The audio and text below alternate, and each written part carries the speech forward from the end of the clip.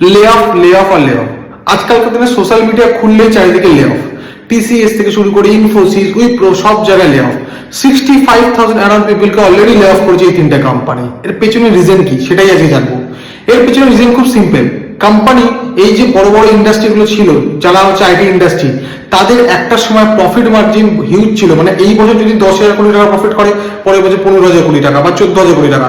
কিন্তু এখন ইদানিং 2023 কোভিড এর পর থেকে 23, 24, 25 যদি আমি কম্পেয়ার করি, তাহলে এদের প্রফিটের percentage year on year growth বা রেভিনিউ গ্রোথ অলরেডি কমতে শুরু করছে। বিকজ অফ দ্য কম্পিটিশন, আরো অন্যান্য কোম্পানি কম্পিটিশনে চলে এসছে, তার জন্য রেভিনিউ কমছে এবং তার সাথে সাথে তাদের প্রফিট মার্জিনও কমছে।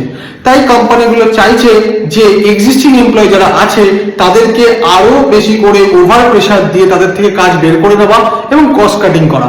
এই কস্ট কাটিং করতে গিয়ে কোম্পানি নতুন করে রিক্রুটমেন্ট করছেই না, এন্ড তার সাথে সাথে কোম্পানি এক্সিস্টিং এমপ্লয়ীদেরও যারা হাই প্যাকেজের স্যালারি দেয় তাদেরকেও রিমুভ করার চেষ্টা করছে, যাতে কোম্পানির প্রফিট মার্জিন বাড়ে। That is the main reason.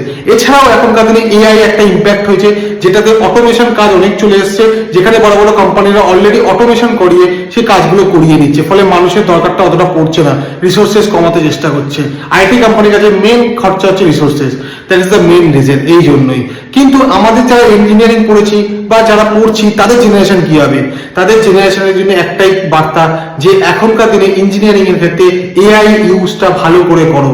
ওটা ছাড়া ভবিষ্যৎ সত্যিকারের অন্ধকার।